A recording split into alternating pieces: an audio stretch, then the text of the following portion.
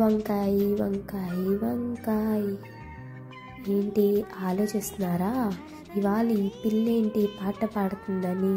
మరి మీరు సబ్స్క్రైబ్ చేసుకోండి కదా, ఇలానే ఇబ్బంది పెడదామని.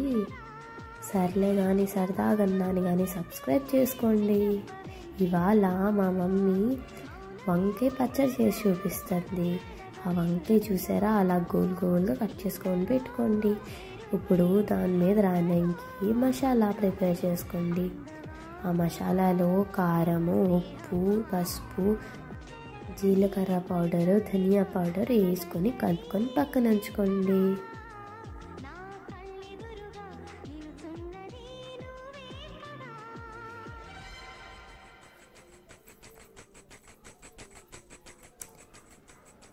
ఇప్పుడు ఇందాక కట్ చేసి పెట్టుకున్న వంకాయల్ని ఈ మసాలా బాగా పట్టియండి.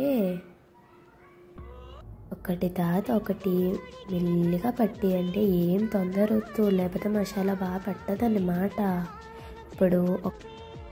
ఇప్పుడు ఒక పెనం తీసుకొని దాంట్లో కొంచెం ఎక్కువ ఆయిల్ వేసుకోండి. ఇంకా బాగా వేడెక్కనియండి. మరీ అంతొద్దు, లేకపోతే బ్రింజల్స్ అన్నీ మాడిపోతాయి. ఇప్పుడు ఒకటి తర్వాత ఒకటి బ్రింజల్లన్నీ దాని మీద పెట్టుకోండి. అదేనండి వంకాయ ఒకటి తర్వాత ఒకటి దాని మీద పెట్టుకోండి. ఇప్పుడు టమాటోల్ని కట్ చేసుకుందాం.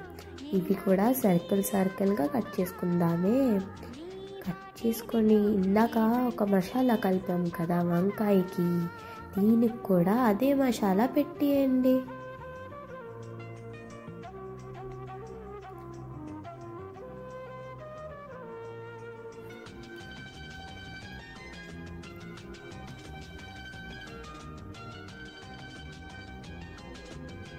మధ్యలో ఆ వంకాయని చెక్ చేస్తూ ఉండండి. పైనుంచి ఆయిల్ వేస్తూ బాగా వేగనీయండి.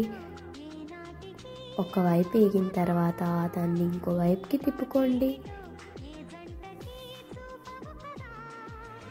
అలాగే దాన్ని మెత్తగా వేగనీయండి.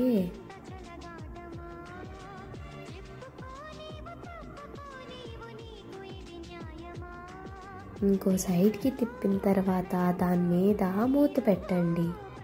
నార్మల్గా మేము వంకాయ పచ్చడి అంటే కాల్చి చేసుకుంటాం, కానీ ఇది కొంచెం డిఫరెంట్గా మా మమ్మీ చేస్తుందన్నమాట.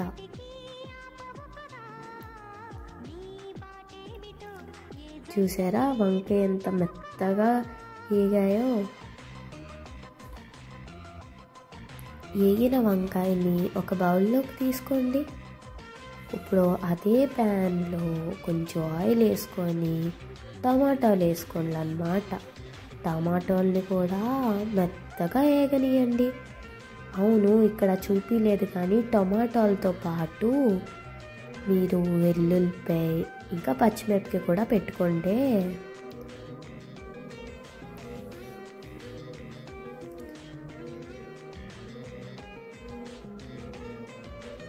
ఇగో వెల్లుల్లిపాయ పచ్చిమిరపకాయ చాలా బేగా వేగిపోతాయండి. సో 2-3 నిమిషాల తర్వాత అవి తీసేయండి. తీసేసి టమాటాలని బాగా వేపుకోండి దాని మీద.